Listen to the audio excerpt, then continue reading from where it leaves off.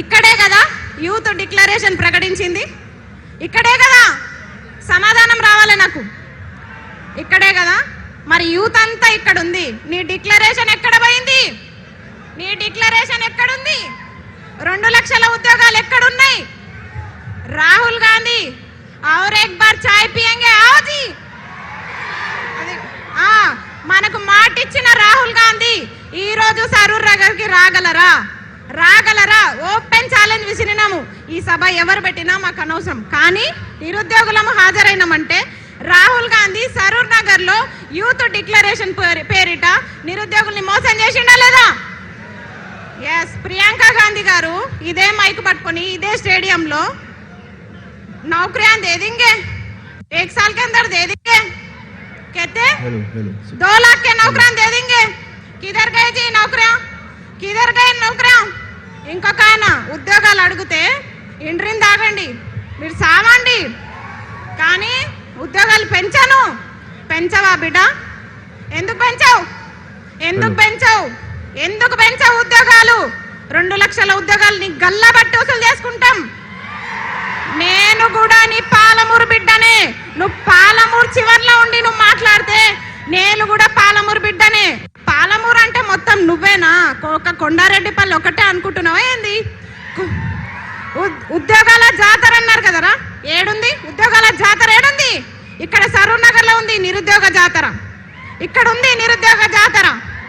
ఎక్కడుంది ఉద్యోగాల జాతర? 3వ సారి కూడా కురుమూర్తి జాతర వచ్చిందిరా అయ్యా, 3వ సారి కూడా కురుమూర్తి జాతర అయిపోయా, ఉద్యోగాల జాతర అంట. నిరుద్యోగ భృతి అన్నారు. రెంట్లు కట్టలేక ఎవరన్నా గుళ్ళకు సాయిబాబా టెంపుల్కి ఎందుకు పోతారు? దిల్సుఖ్ నగర్లో దేవుడికి దండం పెట్టుకోనికే పోతారు. కానీ మా నిరుద్యోగులు అన్నదానం పెడుతురని అన్నదానం కోతున్నారు. అవునా కాదా? మధ్యాహ్న భోజనం తినడానికి సాయిబాబా టెంపుల్ కోతున్నారు. అలాంటి దుస్థితిలో నిరుద్యోగులు ఈరోజు ఉన్నారు. ఇక్కడ సభలు అందరం పెడుతున్నారు, పార్టీలు మారుతున్నాయి ఇక్కడ సభలు, కానీ నిరుద్యోగులు 2 సంవత్సరాలకు ఒకసారి 3 సంవత్సరాలకు ఒకసారి ఈ సభలకు అటెండ్ అవుతున్నాం. అవునా కాదా? ఇంట్రీని తాగాల? ఇంట్రీ డబ్బాలు దొరుకుతున్నాయా? ఫస్ట్ ఇంట్రీ డబ్బాలు దొరుకుతున్నాయా? రైతులకే దిక్కు లేదు. మమ్మల్ని ఎక్కడి నుంచి తెమ్మంటావు? ఇంట్రీ డబ్బాలు తీసుకొస్తాం, ఇంట్రీ డబ్బాలు ఎట్లయినా పట్టుకొచ్చి తీసుకొస్తాం, చెరో డక్కన్ తాగుదాం. ఎందుకంటే నేను గెలిపించిన పాపానికి ఊరూరా తిరిగి అమ్మలక్కల కాళ్ళు మొక్కి గెలిపించిన పాపానికి ఫస్ట్ డక్కన్ రేవంత్ రెడ్డి తాగాలి.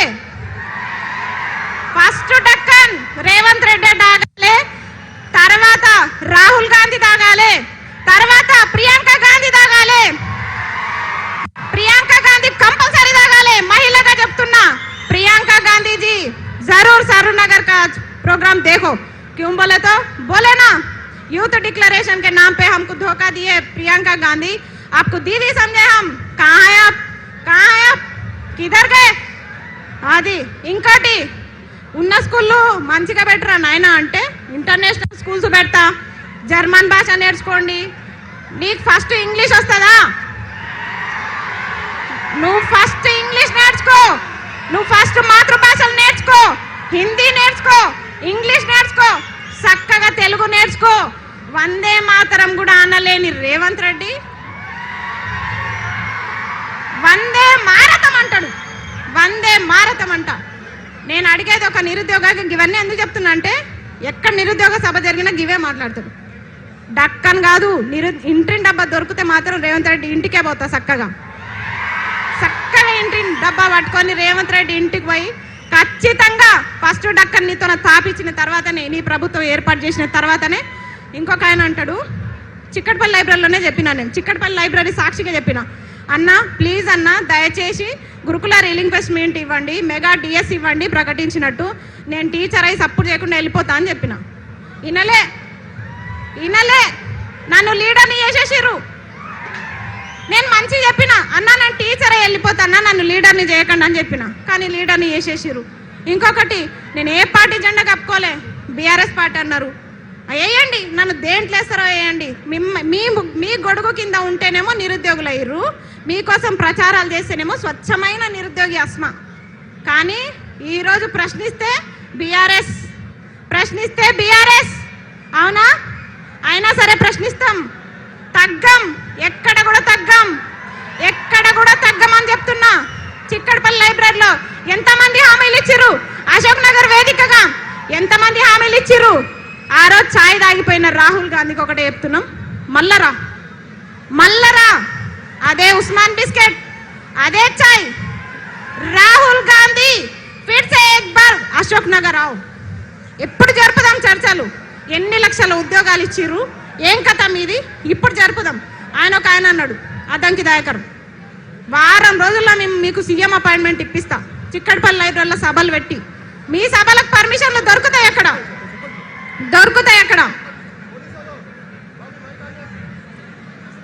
మైక్ అంది. ఏ బాబు పోలీసులు మీకేం పని అయినా? ఏ పోలీస్ బయటికి వెళ్ళగలి, ఎందుకు డిస్టర్బ్ చేస్తున్నావు? నువ్వు వెళ్ళు బయటికి. వాళ్ళని బాబు కూర్చోండి, మీరు అందరు కూర్చోండి. పోలీసు వాళ్ళు దయచేసి బయటికి వెళ్ళండి అందులో నుంచి. ఎందుకు ఉంచుకుంటారు అవి? ప్లీజ్ కూర్చోండి, కూర్చోవాలి అందరు. ప్లీజ్ వెళ్ళిపోయారు, కూర్చోండి ప్లీజ్. ఎందుకో ఏడమైనా వెళ్ళిపెడుతుంటారు. జర పక్కకు జరగండి, జర ప్రశాంతంగా సభలు పెట్టుకుంటాం, జర పక్కకు ఉండండి. పర్మిషన్ ఉంది కదా సభకి, ఏడమైన ఇదోళ్ళు ఉంటుంది మాకు, కనీసం మాట్లాడుకోనియరు. సరే మళ్ళా డైవర్ట్ చేసారు. సరే నోటిఫికేషన్లు కదా, పెన్షన్ అన్నాడు కదా, సరే నువ్వు ఎట్లా పెంచవో చూస్తాం, అవి గల్ల బట్టి బరాబర్ వసూలు చేసుకుంటాం.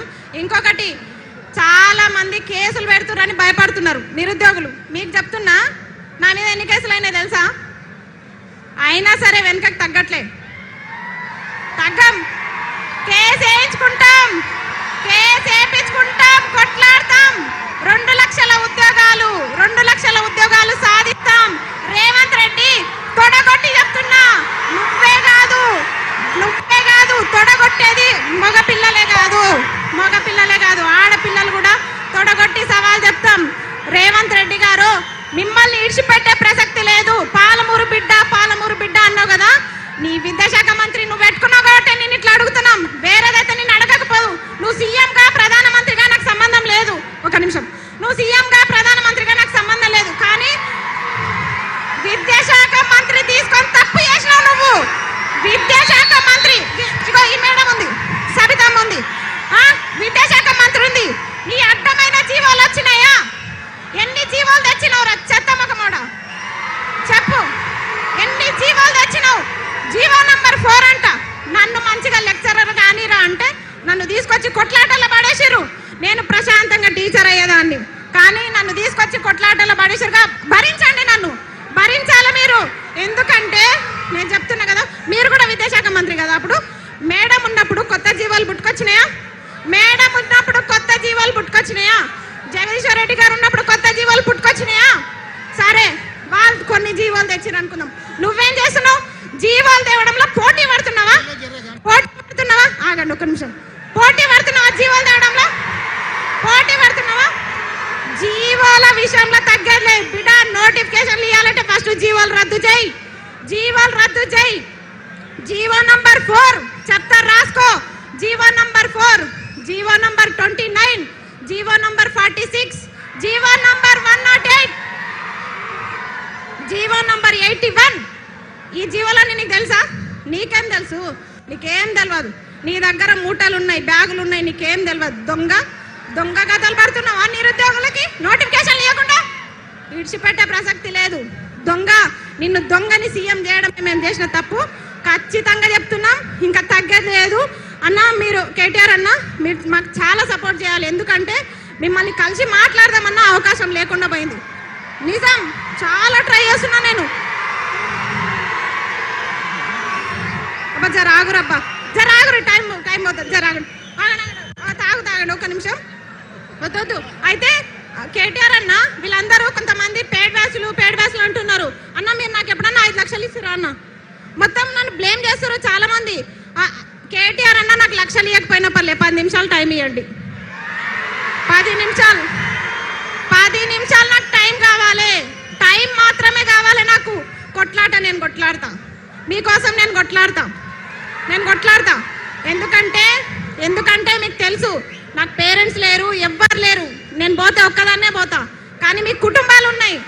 ఆ కుటుంబాల కోసం మీరు ఉండాలి, మీరు చల్లగా ఉండాలి. మాకు అడుగడుగున తోడుండే వ్యక్తి రాకేష్ అన్న, మా శ్రీనివాస్ అన్న, మా పాలమూరు బిడ్డ పులి, మా రాకేష్ అన్న ఇట్లా ఓకే ఫోన్ రాలేదు కానీ ఇట్లా చెప్తున్నా కదా. చాలా మంది మాకు అడుగడున కేటీఆర్ అన్న మాకు టచ్ లేకపోయినా కొంతమంది టచ్లో ఉన్నారు. వాళ్ళంతా మా బాగోగులు కష్ట నష్టాలు చూస్తున్నారు. కాబట్టి ఫస్ట్ ఆఫ్ ఆల్ జీవోలన్నీ రద్దు కావాలి. 2 లక్షల ఉద్యోగాలు రావాలంటే 2 లక్షల ఉద్యోగాలకు ఒక్క నోటిఫికేషన్ అయినా తగ్గిందనుకోండి, మెగా డిఎస్సి తగ్గిందనుకోండి, ఇడిచిపెట్టాను బిడ్డ చెప్తున్నా, ఇడిచిపెట్టే ప్రసక్తి లేదు.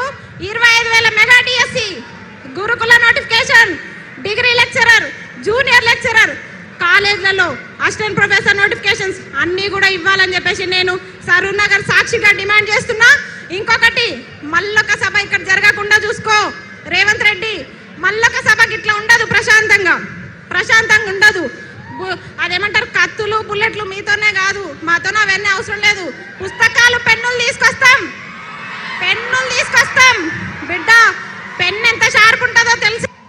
గుచ్చితే గుండెల్లో సస్తావు. అలాంటి గన్నులు మా దగ్గర ఉన్నారు.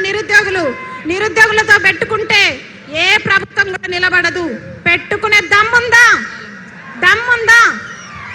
జై నిరుద్యోగి. చాలంట, వాళ్ళు ఇబ్బంది పడుతున్నారు, వేరే వాళ్ళు మాట్లాడతారంట. సరేనా, ఏమనుకోకండి, చాలా మంది ఉన్నారు, వాళ్ళందరికీ కూడా మాట్లాడే అవకాశం రావాలి. కాబట్టి ఇంకా వీళ్ళ కోరిక మేరకు నేను ముగిస్తున్నా. థ్యాంక్ యూ అమ్మా, ధన్యవాదాలు. ఆకాష్ గారు